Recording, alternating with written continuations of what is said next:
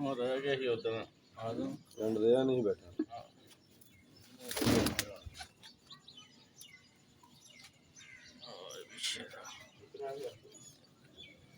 ਇੱਥੇ ਰਹਿ ਗਿਆ